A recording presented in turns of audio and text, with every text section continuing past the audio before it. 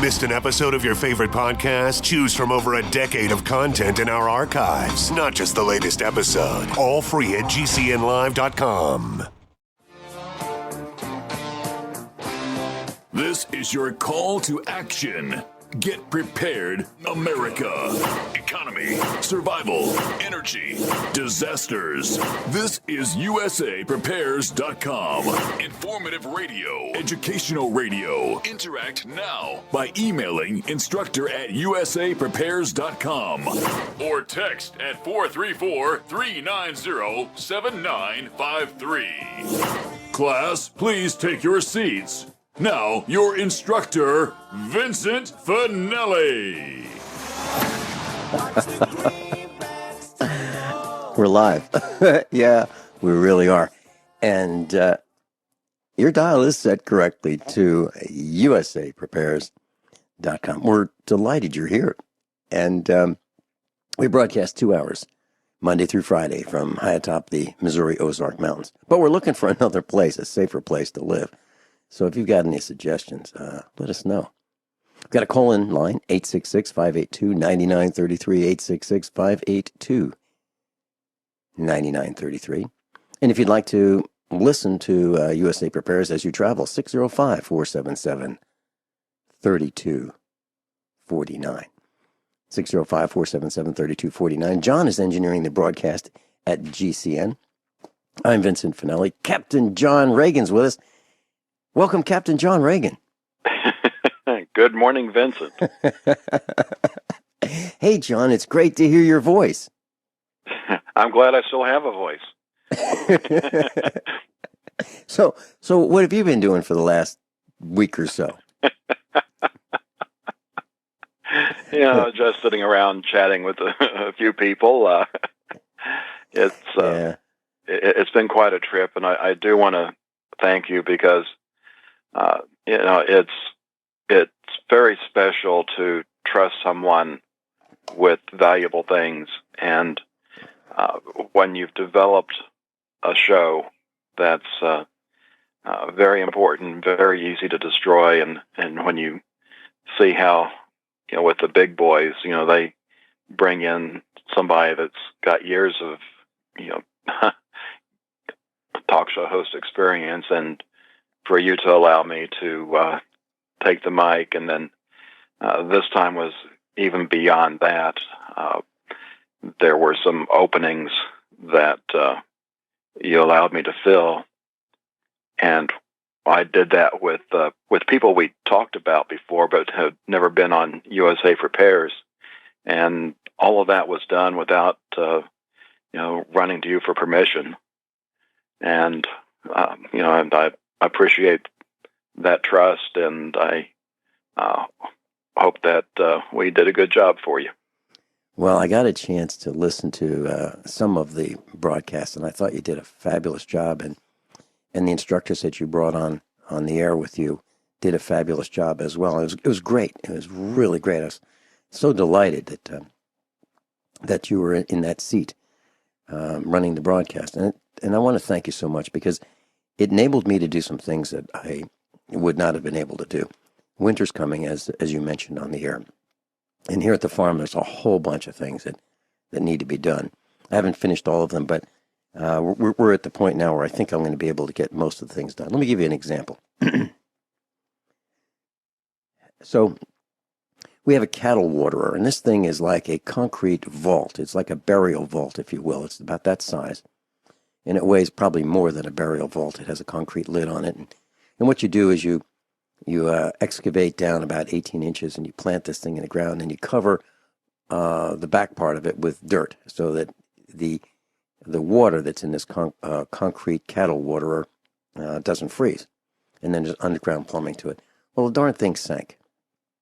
We put it in over a year ago, and it sank down several inches. So that now the cows, when they go to drink, they drink at ground level, which is too low, because when they drink at ground level, and there's 100 or so cows drinking, they drip out of their mouths, and the water sits around this thing, and then they stand in the mud. And I don't want them doing that in the winter. I don't want them standing in water when it's freezing outside, or way below freezing. So we have to excavate that out. And so those are some of the things that we engineered, how we were going to do it, where we're going to place them, what kind of materials we needed. We're going to move the solar panels from one location to another. And then I was able to buy some of the parts and of course, do maintenance around the farm and farm equipment and so forth. So that's what I had a chance to do. But I wanted to share with you just a simple phone call I made. So we have this Deutz tractor, and it has power steering. It's a big tractor. It's about 90 horsepower. So the back tires are as tall as I am. And so there's a leak coming out of one of the power steering hydraulic cylinders. So I called, and first of all, I looked on the internet. Can't find anything to, the repair parts for this. So I found a Deutz dealer, and the guy said, yeah, there's one at the warehouse.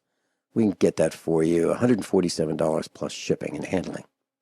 And I said, that's about $35 if you have a Massey Ferguson tractor for the same parts, right? And he goes, well, yeah. And I said, now this is going to fit when you ship this. This is all going to fit in an envelope, right? And he said, yeah. And I said, so where's the $147 come from?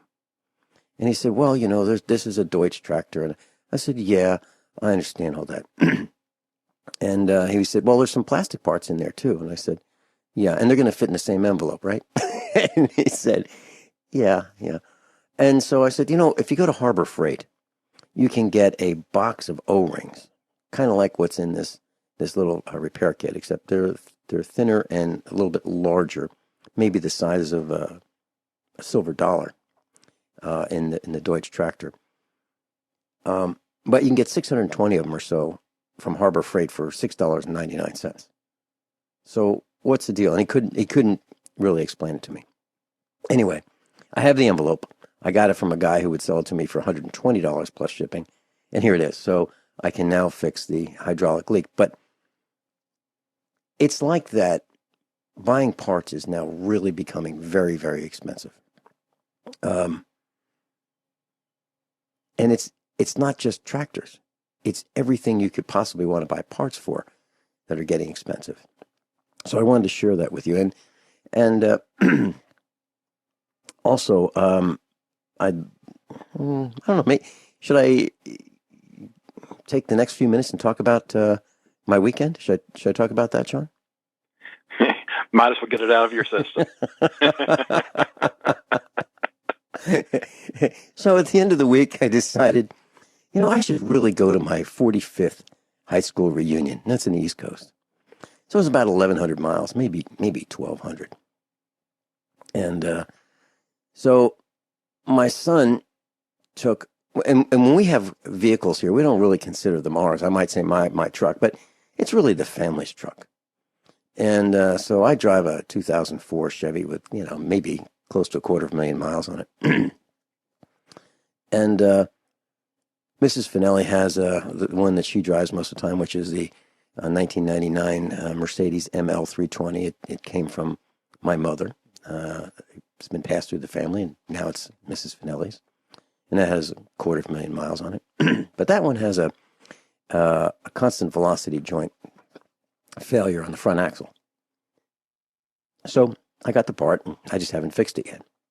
I thought, well, we can't take that. And my son drove off with the Chevy 2004 truck. And I remember as he was pulling out of the driveway, I said, I used to have a truck like that. And off he went. Well, that left a Dodge Cummins turbo diesel, which is just brutal to drive to a long distance. I mean, it's a 3/4 ton truck, and it just pounds you. I didn't want to take that. That left a 2005 Mercedes that we'll call my son's car, my other son's car. And that thing has been problematic. But he left it here because he wanted to take the truck. And so that was the only vehicle we had to take.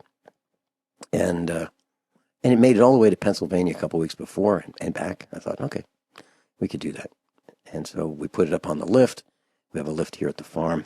Put it up on the lift, checked everything out, all the fluids, topped off all the fluids, checked for leaks and hoses and the serpentine belt and everything you possibly think of, and it looked great. So even repacked the wheel bearings. Only has 130-something thousand miles on it. So that was probably the safest vehicle to take. So we headed out, stopped in Virginia, and then headed on through Washington, D.C., into Maryland. And I was on Interstate 95. Everything's going great. And I see the smoke. I thought, gosh, somebody's got a big problem. I looked ahead and I didn't see any smoke. I looked to the left and right, and I didn't see any smoke. But I saw a lot of smoke in the rearview mirror. And I thought, I don't really smell anything. Then I did. A hint of what smelled like hydraulic fluid.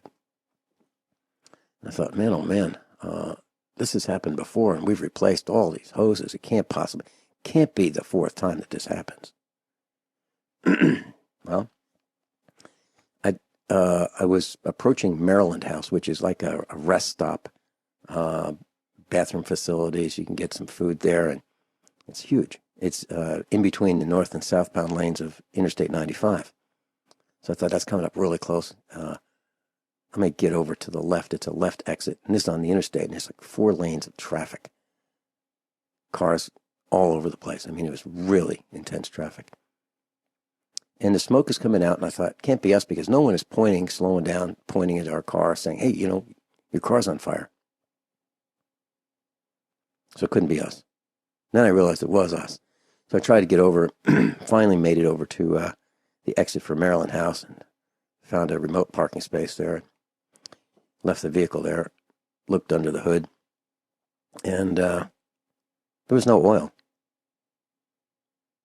And that's because it all ran out. The oil ran out of, there's a dual hydraulic pump, one for the suspension.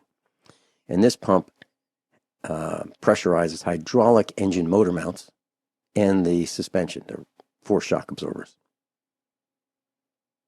Well, I replaced all the shock absorbers a while back and got all of the hydraulics out. And I replaced it with manual shocks and springs from a company called Strutmasters. So if you experience this is a way you consider going, because a shock absorber on one of these Mercedes is about, I don't know, $1,500.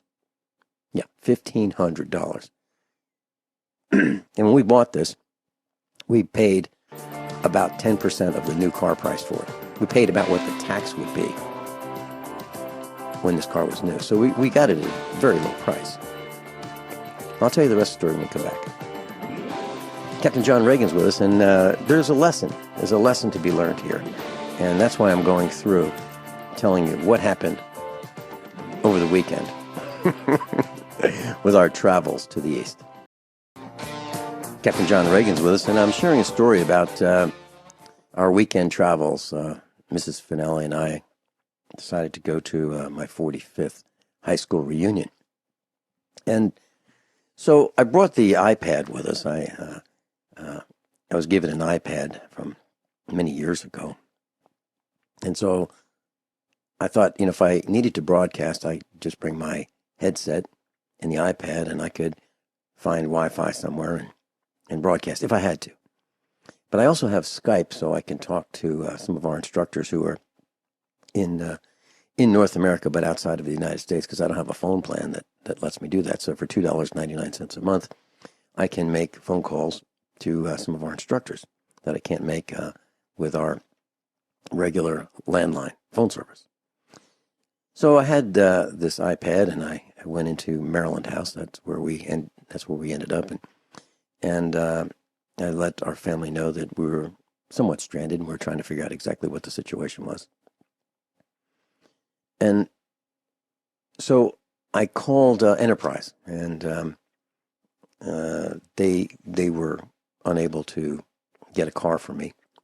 And I thought that I'd like to know if I could rent a car. I've never rented one in my entire life, but I thought in case we needed to, I'd like to find out about that. I called U-Haul, and U-Haul was unable to provide they could provide a truck, but they could not provide a car hauling trailer, one with all 4 wheels off the ground when you pull your car.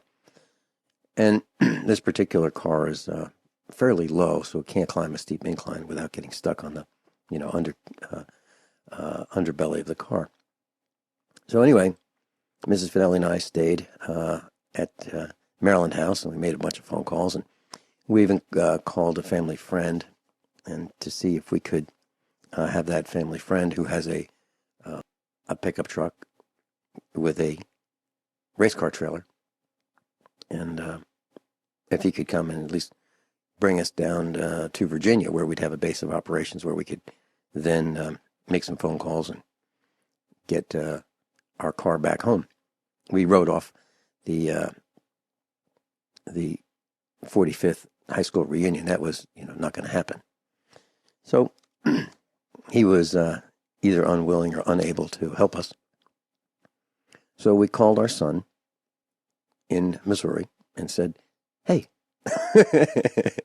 can you come get us with the Dodge Cummins turbo diesel 1999 pickup truck, 4-wheel drive, 3/4 ton, and our farm gooseneck trailer, 26 feet long, very, very heavy, and I'll bring some hydraulic oil and maybe 8 web straps, these heavy-duty straps that you see tractor trailers using to hold down loads, 8 of those, a couple short ones, mostly long ones, and some thinner straps, and some tools, and a roller jack that you might see at a shop use, an automotive shop. And so he said, okay. And I said, don't leave now. Let's wait till the morning, get some sleep, because it's a 1,100, 1,200-mile ride. And so he said, okay. That meant that his brother had to come from his place to our farm to take care of the animals and make sure that my mom and everybody's okay here. So it involved the entire family. Well, the next morning he left, and he decided to make a call and call one of his high school buddies and say, "Hey, would you like to go on a road trip? Here's what's going on." His buddy said, "Well, I don't want you going alone." So the two of them hopped in the truck and off they went. And it was well over 40 hours by the time they got to see us. And when they got to where we were at the Maryland house, we were told that our son's friend had to be back at work at 7 o'clock Monday morning, or he'd lose his job. He has a factory job. So we loaded the car on the trailer and drove home. But here's an important thing that I wanted to share with you. On the way over, about 500 miles from our house, and 500 miles or so, or 600 miles to go to get to where we were, the Dodge engine just didn't shut down completely, but it would not accelerate. So our son was stranded on the side of the road with the gooseneck trailer, the Dodge truck, and he couldn't go anywhere, but the engine would idle. So he called us. He had a cell phone in the truck. And so I looked around to find what the problem might be, and we figured it out. I'll tell you what happened next. Plus, we're talking about a road trip Mrs. Finelli and I went on that involved the entire family. So our son had the Dodge Cummins turbo diesel and the 26-foot gooseneck, and he was in Kentucky. And the engine would not run past idle. So he was stranded on the side of the road on the interstate, and cars and trucks are whizzing by. And it was at night. And he got out this Calium light because he has a toolbox in his truck, and he broke the Calium light and bent it so that it would light up, and it wouldn't because it was old. So that didn't work. So my son and his buddy and I were on I was on the iPad doing research, and they figured out, well, we figured out together that it was the throttle position sensor. Now this thing is under the hood. It's like a volume control. So when you step on the accelerator, it's like turning a volume control louder. And when you let off the accelerator, it's like turning the volume control to a softer position. But it became loose. So I found one at AutoZone that was near him, and he placed the call. They had it, and they were able to get it to temporarily fixed. And they went to AutoZone, and I looked at the part online, and I said, I don't think this is the right part, but it was $229 plus tax. And so they went to AutoZone. The guy said, I don't think, it doesn't look like the one on the truck, but it says it's the right one, but there's another one that's probably the right one, but we can't find it. And so my son bought the one, and he used his Discover card. And Discover declined him. Now, it was really my my account with Mrs. Finelli, and our son is on the same account, so our son has a card, and we have cards since 1986, and it's the very first time they shut us down. And they shut us down because I was in Maryland, and Mrs. Finelli and I were starving, and so we bought a pizza. So Discover said, wait a minute, these guys are in Maryland, and the card is going to be used in Kentucky. Obviously, this can't happen, and with a different name on the, on the card. So they shut us down. So our son couldn't buy the part with Discover, but fortunately, he had another method of paying for it. The part, he got it, and continued on his way. And he arrived at Maryland House in Maryland, 12 hours later or so. So then we got the car on the trailer, tied it down, and headed home. And the same thing happened when we were driving again. And this time with a fully loaded truck trailer. And we patched it, and we finally made it home with 2 hours to spare. And our son's friend was able to make it to work, and everything looks good. But the reason I'm telling you all this is because even if you're prepared, these kinds of things can happen. And you're at the mercy of other people. And that's like the worst possible thing. So, we had family friends. That wouldn't help us. We had, another thing I forgot to tell you, that during the trip, before the Dodge had a problem, the Dodge truck, and the engine wouldn't run past idle, one of the wheel bearings on the truck seemed to be loose. So my son and his friend pulled over into a rest stop and jacked up the trailer. This trailer weighs 5,500 pounds. Jacked it up because he had a jack and the tools, adjusted the wheel bearings, repacked one of the wheel bearings on the trailer, and off he was, half hour later. So you can have everything you need and still have all kinds of problems because of other people. And who are those other people? Well, it'd be U-Haul telling us, we should have made reservations 8 days in advance or a week in advance for the trailer. Obviously, we didn't know we were going to need it. We would have brought a trailer with us.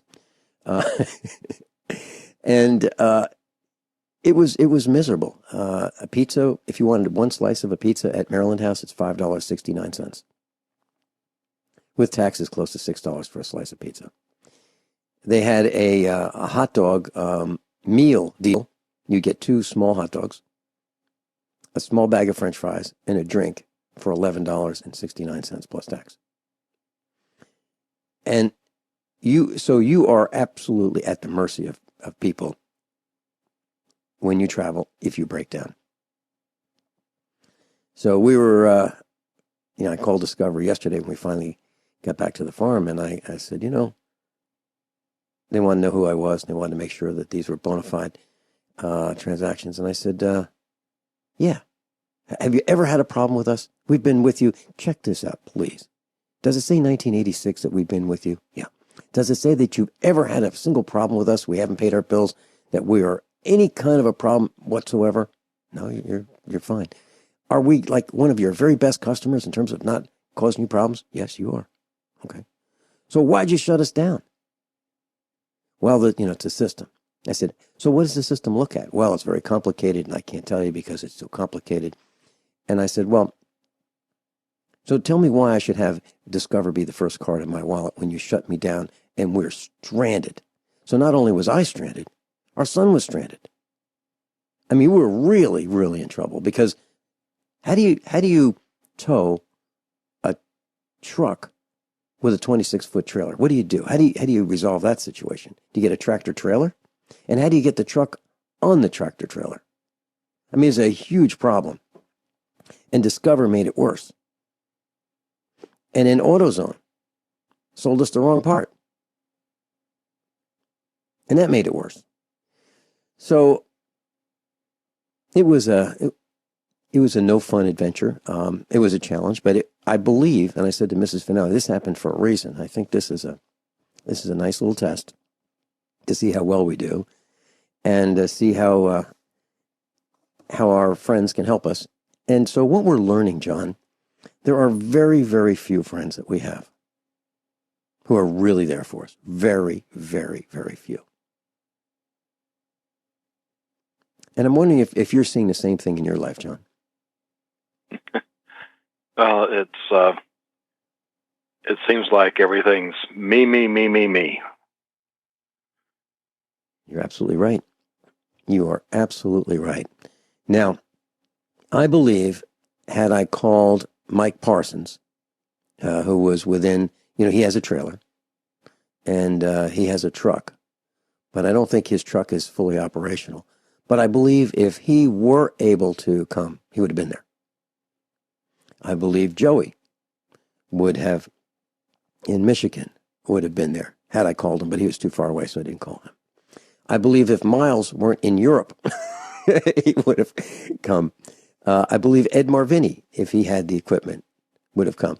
But if they couldn't come, I believe they would have been on the phone trying to figure out a way to get equipment to us so that we could have been rescued. I believe Ricky would have been on the phone. I believe you would have been on the phone. What I'm saying is, but there are very few, John. There are very few people. And the guy with the trailer in the truck wouldn't or couldn't help us. And he was just an hour and a half away. So I think we're headed toward more of me first. And what I saw in Maryland, and this is just outside of Washington, D.C., this is a different culture. Almost all of the vehicles were new. Almost all of them. And most of them, well, I should say many of them, were banged up. Side swipes. Not so much front rear collisions, but side swipes. Relatively new vehicles. I mean, I'm thinking 5 years old or newer. Nothing like what we have, Our newest vehicle is 11 years old. Well, that'd be our son's vehicle is 11 years old, but that'd be the newest. Mine is mine's a 2004. That'd be my newest vehicle. But my other daily driver is a 1994. So we have old vehicles, but that's not what I saw in Washington, D.C. I saw there is so much money there, it's unbelievable. All these new little shiny cars with dents in them from trying to push each other around on the road. And these are the people who we previously looked to for leadership and laws and representation. And these are the government minion types that we so despise today. And these are the same people that wouldn't even let me change lanes when the car was smoking like it was on fire in the middle lane. They wouldn't let me go right or left. These are the same people. And during this trip, we saw some more of this me first stuff. We saw tractor trailers riding our bumper. I mean, even when we're doing the speed limit, they're right on top of us. We saw other cars passing us on the right, passing us on the left. So if you do the speed limit and you obey the traffic ordinances and laws, there are people who will do 85 miles an hour in a 70 mile an hour zone. 70 miles an hour is plenty fast. Why does someone need to go 85? Why? I don't know. And it's dangerous. It's dangerous because they fly up on you. And the other thing is, since we were driving at night, there's no shortage of people who will drive in the oncoming lanes with their high beams on. And they absolutely, positively can't figure out how to turn the high beams down to the regular driving beams. They can't seem to do that. They have to blind you as you're coming toward them. It's outrageous what we're doing to each other. Not we, them. What they're doing to us. But these people are so important around Washington, D.C. It's an outrage. At least they feel they are important. They feel that they are important. They feel that whatever they're doing is more important than everybody else. And the heck with everybody else. So the more I see this, John, the more I want to stay home. The more I just want to live in my own little world. I don't want to be exposing our family to any more of this danger than is absolutely positively necessary. If we don't need to do it, I don't want to do it. I don't want to go out on the roads unless I absolutely positively have to. And this kind of attitude that these me-firsters have has destroyed the old American, let's go for a ride. Let's Let's get in the car and just go for a ride on the weekend, like people used to do in the 1960s, the 1950s. There was a love affair with our automobiles. Now it's dangerous, absolutely dangerous. There's a post on the internet about this 22-year-old who's traveling 115 miles an hour, 115 miles an hour in a Volkswagen Golf. I didn't know they went that fast. And he crashed into another vehicle, and he got killed, his passenger got killed, and so did others. It's absolutely needless. We'll be right back. So we're talking about our adventure over the weekend, and we traveled with extra clothes. We had a blanket. Now, we slept in the car for 2 days, and I had a razor, and so we could take bird baths in the rest area. And we slept in the car, but no heat. No heat because we couldn't run the engine because we destroyed the hydraulic pump. Well, very quickly, I counted just before the broadcast. I ran outside and counted the number of buttons and switches, I should say, controls. 97. 97 buttons and switches and controls accessible to the driver and the passenger from the front seat of this car. That doesn't include the ones in the back. There are 7 different antenna segments in the back window. That does not include the back window de-icer.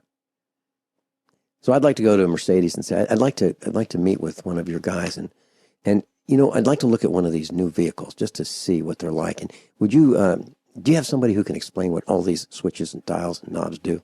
Because I'd like to know, before I take one for a test drive. Not that I'd ever buy one. But can you imagine? I'll bet you they don't have a single person there at the Mercedes dealer who can say, yeah, sure, let me show you what each one of these things does. And then some of these buttons, about 20 of them, control a screen. And that has further use of redefinitions of these buttons. It's absolutely crazy. And I'll bet you most of the Mercedes customers that have these vehicles with all these dials and switches, I'll bet you they don't know more than a quarter of what they do. Kyle, welcome. Kyle in Montana, welcome. Glad to have you back, but I got to say, John did an incredible job. Isn't he great? I am great. So fortunate. Oh, by the way, Kyle, I'll bet you would have been there to help me too. If I had called you, if you were, closer than, a couple thousand miles away, you would have said, hey, Vinny, I'll be there. I'll be there with my Chevy turbo diesel, and let me round up a trailer, and I'll be there. Is that correct or not? I had your back, Vince. There ain't no doubt about it. But I heard when you said something about going through Washington, D.C., men out here in the West, we've heard stories about people that go into Washington, D.C. We heard 4 things that they say happen if you happen to go into that city. And I heard that they get a lobotomy, a big yellow stripe down their back. They cut their vocal cords so they sound whiny, and they put you on welfare.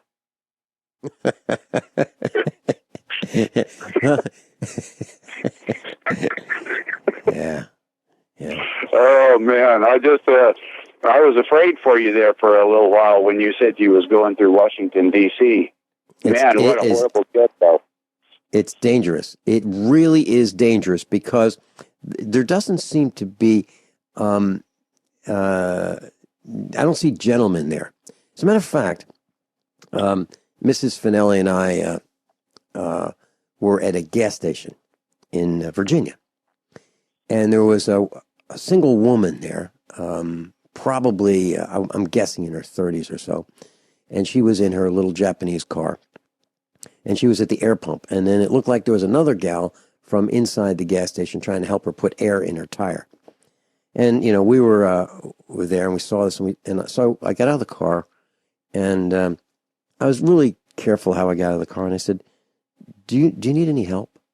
And the girl who had the owner of the car said, yeah, this air pump just let all the air out of my tire, and I can't put air in it.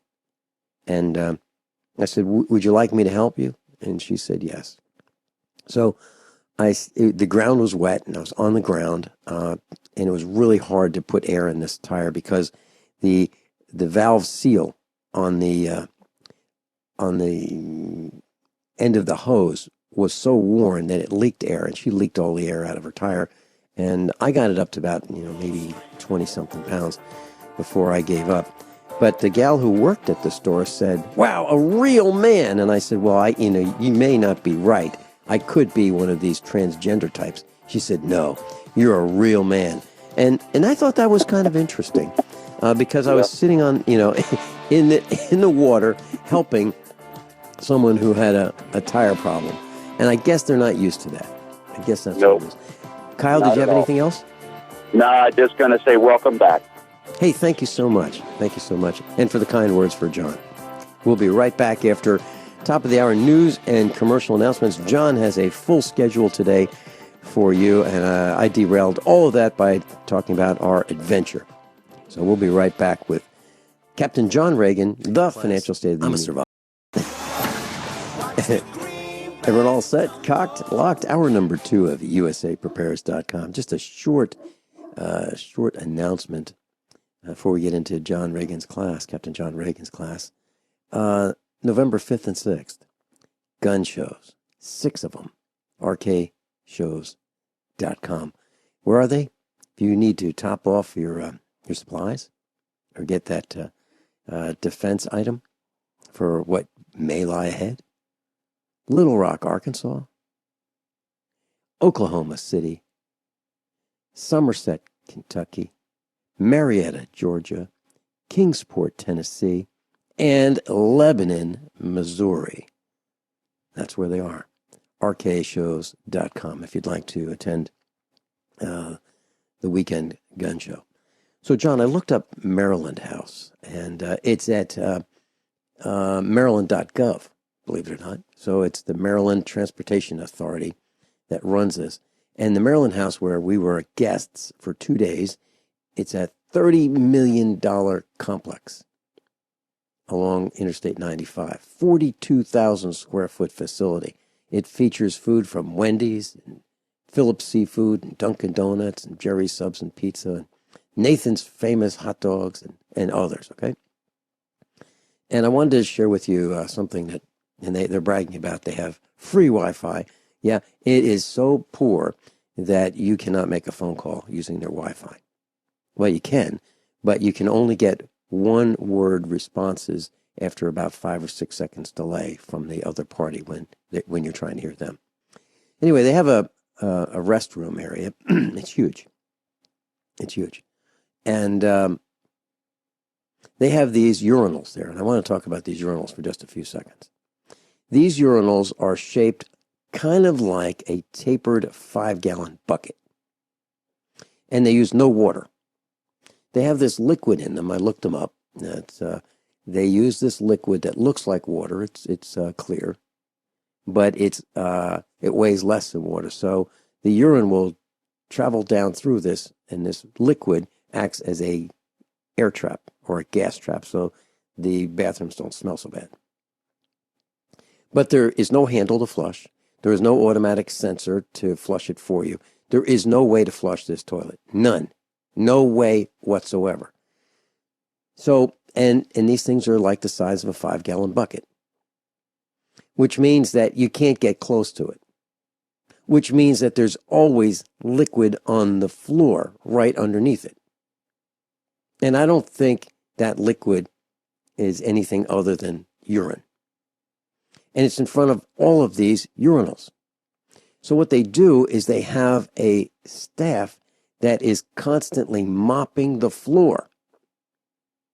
And they have this huge fan in there to blow air in there, to circulate air, because otherwise it'd probably choke a horse. Because there is no way to flush these toilets.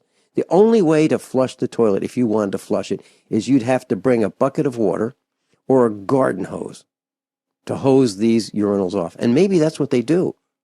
But they have staff there all the time cleaning them. How do I know? Because I spent 2 days there. I know.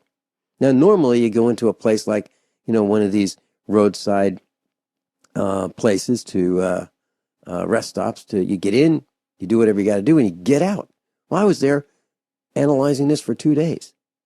This is a government morass with these urinals. Who thought of that? Whose idea was it to have a facility where you can't flush the toilet and have the toilet be cleaner? Well, not the toilets, the urinals. Toilets actually flush. But anyway, I just want to share that with you, John. That's just more government. And they're saving water, which is wonderful, but at the expense of not being able to flush the toilets. John, back to you. And just wait until they enforce the saving, putting the carbon dioxide in the atmosphere. That's going to be real painful. Yeah. Well, actually, years ago, I was at a rest stop. This was a government-run rest stop. And there was a little sign that said, and this was in the stalls, and it said, now it's something to the effect that just because the water in the toilet looks kind of brown, it's not water. It's an oil. And what they do is they recycle the oil. Somehow, the oil carries the waste materials away from the toilet into some kind of a processing station. And then the oil is somehow filtered and it comes back to flush the next time. So it's not water. And that was not at Maryland House. That was at another place years ago. So they're trying all kinds of ways of using less water. And I think it's a great idea. But I don't think the idea of not having toilets that can be cleaned is really a good idea. I think that's dangerous from a health perspective. So I just wanted to share those thoughts with our class today. So John, where would you like to go? Well, I want to remind, I do have the new website, eze33.org, a whole lot easier to type in than the Financial State of the Union. And when you click on the news tab there, it'll get you to the right place. And it was this time last week that we had Mike from Hear the Watchman on, and I got an email from him last night. And I've had a chance to hang around Mike a little bit, and I know his heart, and he really likes to do whatever he can to celebrate veterans, and give them a break for the service they've done to this country. And quite often veterans get screwed even worse than the ordinary citizen. And he told the story. There's this vet, has a wife, 2 autistic children. He's spent 20 years in the Air Force, enlisted, and he left the Air Force and was going to be working for this contractor when the government decided to pull the contract. So he doesn't have a job. He's got increased medical expenses, and lost their home, and it's not a good situation. And what I wrote about this, if this guy or this were a gay Muslim couple in the country illegally, there'd be plenty of assistance for him. But to this administration, they're just garbage to be kicked to the side of the road.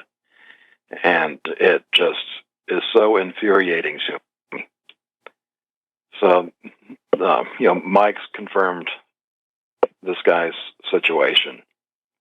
And even if you're not able to provide any kind of financial support, I've got a link here, and if you would share that on your social media, we would all appreciate it.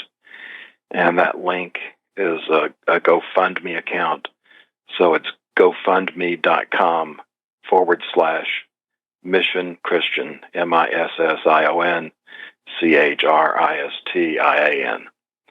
And certainly it's going to a good cause, and this is not one of those where somebody puts up a GoFundMe taking advantage of somebody else's misfortune. John, we're seeing more misery. outside of Washington, D.C. We really are. Pretty much everywhere we look, there are people who are having trouble. Guy came up to me. It was probably 2:00 in the morning, and I was looking for a way for our son to get into Maryland House. So Mrs. Finelli and I were out there looking for a way to get him in with the trailer if he came in from the north side to get us to where we were in the south side. And because there's places for cars, and it's hard to turn around, and it's hard to make these tight turns with a long trailer. So we're out there, and this guy came up to us and said his credit card doesn't work, and he was kind of having trouble. And I said, yeah, so we're having trouble too. And he wanted to know if we had any cash, and we had some. But if we gave him our cash, we'd be even worse shape. So we had to make that choice, and we said, there's some people inside, maybe they'll have an answer for you, but we're stranded here ourselves on the other side of this complex or this building, and, we'd like to help you, but we can't right now. And so we're seeing a lot of that. We saw a number of people who were having difficulties, and literally, I would have spent my entire day, 2 days there, helping people get their cars started. I'm talking about the few who had older vehicles that would pull in there and they had, mechanical trouble or engine trouble or electrical trouble or couldn't start their cars. I mean, it would have been a full-time job for me if I had all the tools, if I had a shop, just getting these people back on the road. It was unbelievable. And there was looked like nobody was there to help anybody. That's pretty sad. And I think that's another commentary on where we're headed. John, I see at the financialstateoftheunion.com news tab, I'm there. You've got a story about Louisville. I went through Louisville, and I got to tell you, for the last 11 years, going through Louisville on the interstate, I've seen more construction. I have no idea where all this money's coming from. I mean, it's like nonstop construction around Louisville. What's going on? What's the story about surveillance and control in Louisville? Can you tell us when we get back? We'll get to this after the break, but it's going to be one of the first spy cities in America. There goes Louisville. Captain John Regan, and I'll be right back. Class Captain John Regan's with us, and a special thank you, John, for all that you've done to help me in this broadcast, and I really, really appreciate it. Class, we're looking for some instructors. Rocket stoves. Do you know how to build one? Fire brick. How to make it? Fire clay. How to use it? Also, instructors for teach us how to import from China, how shipping from China works, how to get insurance for products you buy from China, and the pitfalls of working with companies that make products in China. If you get a chance to give us a call or email me, Vincent at usaprepares.com. Vincent at usaprepares.com. John Regan, Louisville. I entitled the section "Looney Louisville," and it has 6 articles, 2 of them which are video reports from ZDNet, and that's a computer site. The Ziff Davis publication goes back a long way, and it's probably best known for PC Magazine, which is how I learned about how the PCs worked. They came out while I was out of the country, and I used them for years, just keeping current.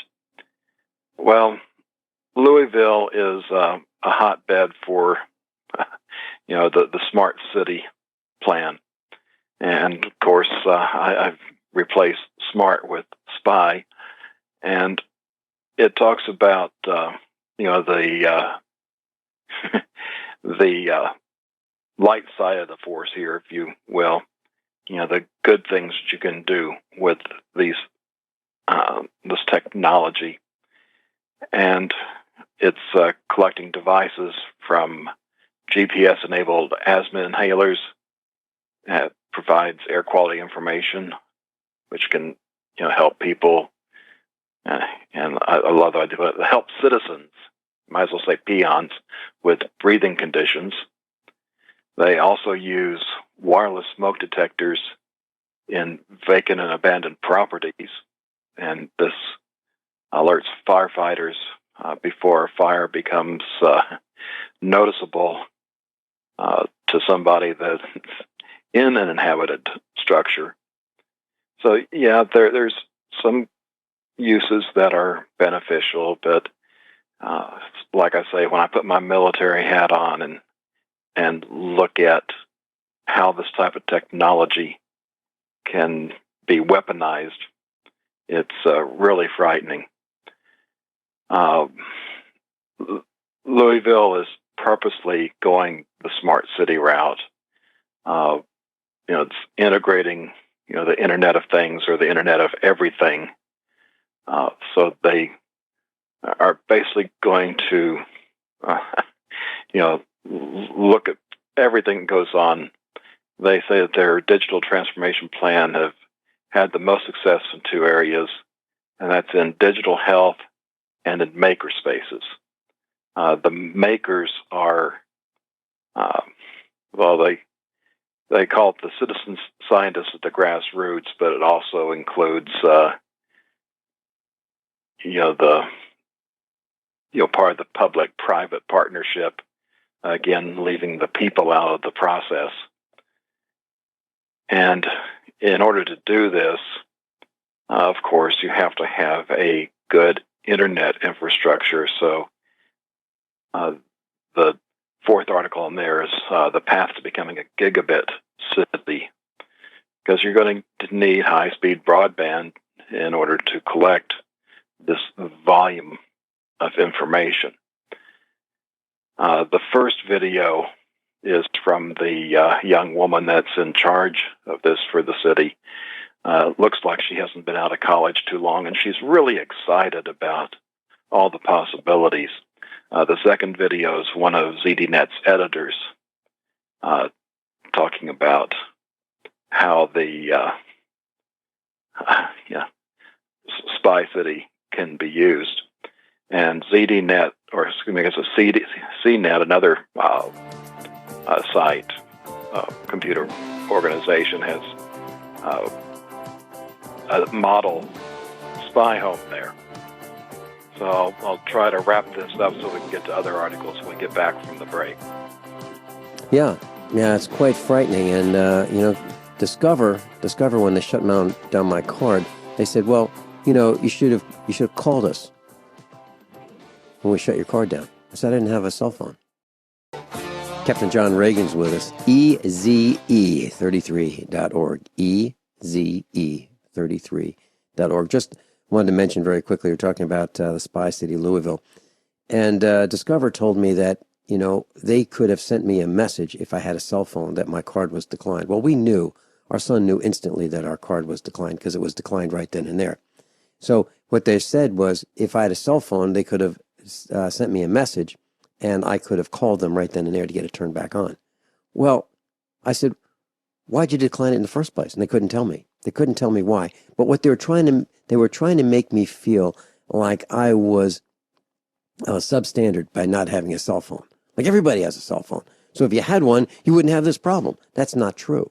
I had the problem because they caused the problem. Discover caused the problem. It's not like we don't pay our bills. It's like their computer algorithm thought that me buying a pizza in Maryland and my son trying to buy an auto part in Kentucky couldn't possibly happen, even though they've issued multiple cards on that same account for multiple people, even though it's possible that we could travel in different directions and use the card at a similar time, not exactly the same time, but near in time to each other, that it would be a bona fide charge. It'd be bona fide. But no, they shut us down. So they're working, John, to make us feel like we are wrong by not having all of this technology that we are tethered to, and I object to it. Mike in Tennessee, welcome. Vincent, and greetings, John. It's good to hear your voice, and I just wanted to mention to you along those trials you've dealt with, never forget, if you're near a enterprise that has a truck rental, you could have rented a 1-ton truck, hooked up the gooseneck trailer to it, put the truck on the gooseneck trailer, borrowed a 16-foot car hauler, put the car on it, and legally you can haul 2 trailers across all those states as long as you're beneath or less than 65 feet total length. 65. Just a thought. I've actually seen somebody. I've seen somebody do that one time. I've seen it too. You're absolutely right. But Enterprise didn't have anything like that for us. We couldn't get a car hauler. But that's a really good point, Mike. And I know you are a master at innovation, and we had an instructor called the real MacGyver. I think you're the real MacGyver. No. I'm just a student of MacGyver. But if at any time you ever have a need, just reach out and you'll be provided for. Just reach out. I noticed something though. I've been listening, and I've listened, and I've noticed some recent addition to your show. Everything from blood pressure to constipation, erectile dysfunction to attorneys for those unable to manage their own affairs. And now it's obvious that not anyone that is the rank and file survivalist and prepper would need that because they're independent, self-sufficient, self-governing. Therefore, the only thing I can conclude is that they're targeting the government types who are now listening to your show as part of their job. So welcome aboard, all the alphabet crew. I want to welcome you aboard and listen intently, because you're going to learn the skills that you need to survive after the collapse of the corporate government. But in the meantime, apparently, those new listeners, obviously the advertisers believe that they're full of, they're unable to satisfy their wives, and as in such, they're in need of attorneys to take their money because they are clueless to the solutions, which we all know. It's just being independent, self-sufficient, self-governing. That will make you physically and mentally fit. Am I wrong? What we teach here is exactly that. We're teaching physical fitness. We're teaching making your body strong.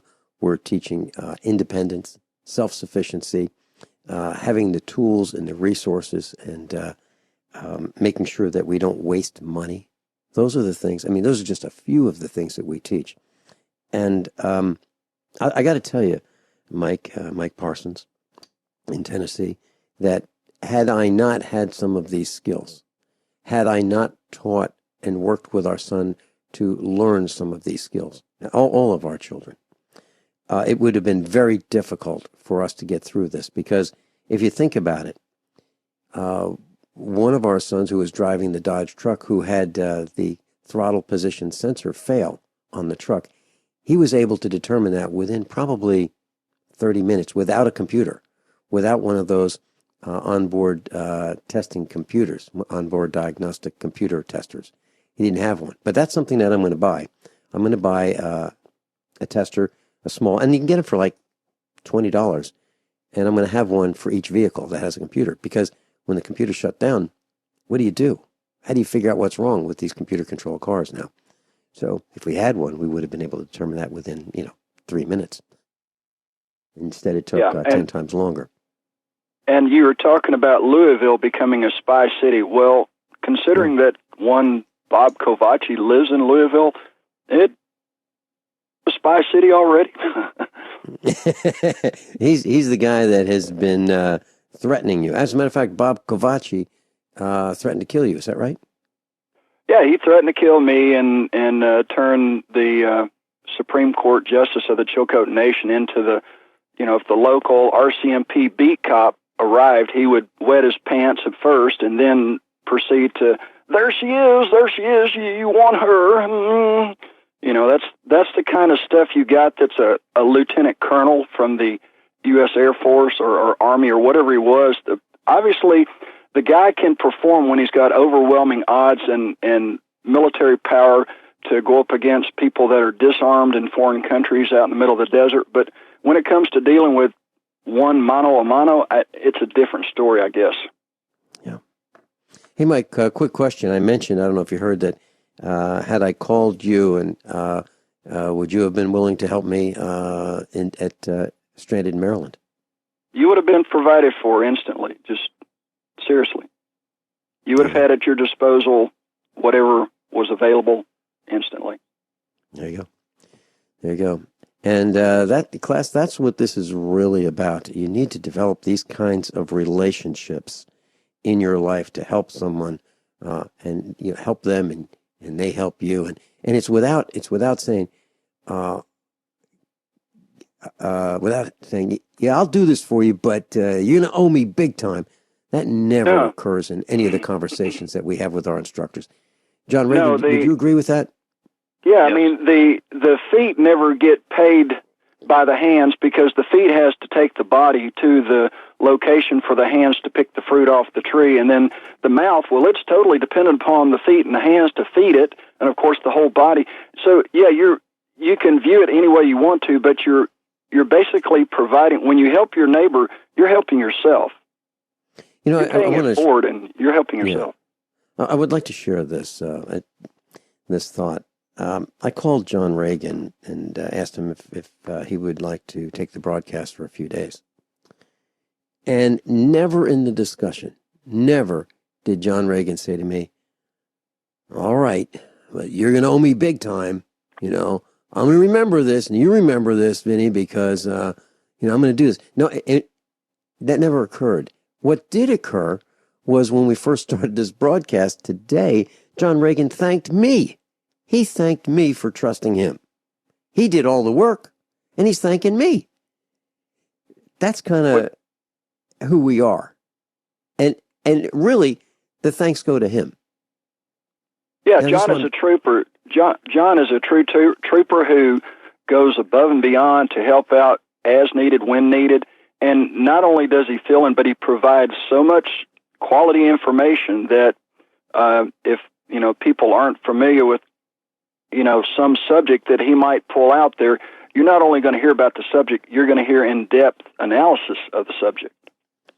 And the relationship to past experiences that Captain John Regan had when he was either studying in school or had experiences on the work site or when he served at the Pentagon. Absolutely. So, John, thank you. Thank you so much. Mike, anything else?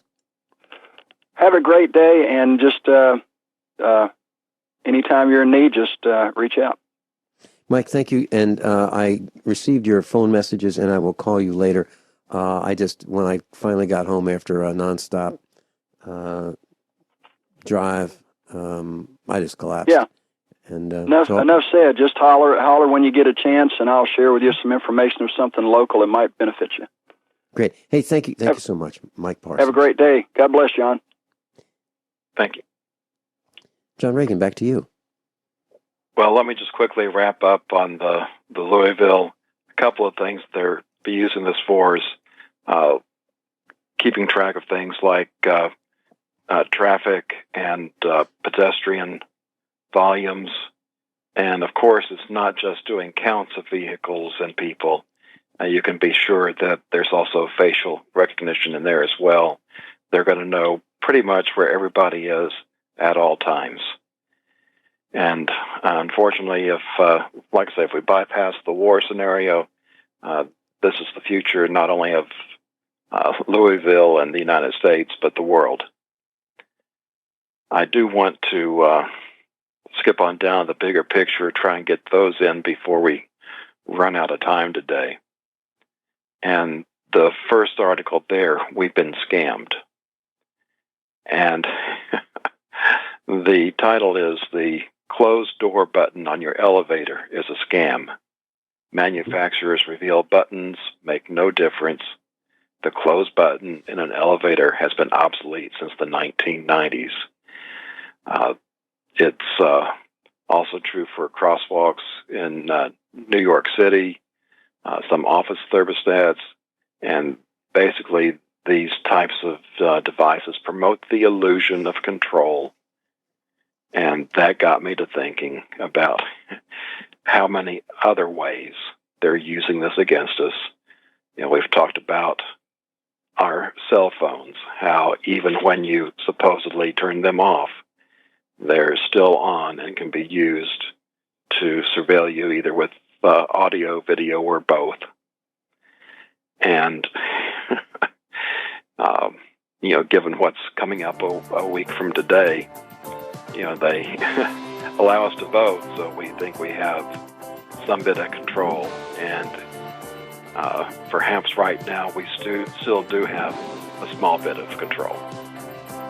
John, I've got a comment on what you said about the crosswalks and the elevator buttons when we come back. Captain John Regan, EZE33.com. Captain John Regan's with us. John, you mentioned elevator door buttons, the ones that you see where you can attempt to close the door on an elevator. Now, the only reason I can think of to try to use that button is you see someone coming down the hall and you go, I don't want them to get on the elevator with us. Let me close the door before they get on. That'd be one reason. Another reason is if a person is late and they say, it's taking 3 seconds, 4 seconds, let me hit this button to see if I can close this door a little faster. Those are the only two reasons I can think of at the moment as to why someone would use those. But you're right. They don't seem to have any apparent connection to the elevator circuitry to close the door any faster in the last, since the 90s. Crosswalks. And if you look at those crosswalk buttons, they're worn out. I mean, I've seen them in cities, and they have you can see a lot of wear on those buttons. And when you push them, there's no tactile feel. There's like a spring on the end of this button. You push it in, but you don't hear it go click. You don't hear it thunk. You don't hear it make any sound at all other than be pushed in. Now, there are switches that have these wiper-type contacts where the two contacts wipe against each other and clean, self-cleaning. But for years, and I'm thinking 20 years at least, these crosswalk buttons don't seem to have much effect at all. And I believe you're absolutely right. Well, let me quickly talk about the last two in bigger picture and the first one in employment. Lithuanians given instructions, Americans given theater. The Lithuanian government's handed out a 75-page manual telling them what to do in case Russia invades. The Arctic Nazis we talked about with Doc Ram on Thursday.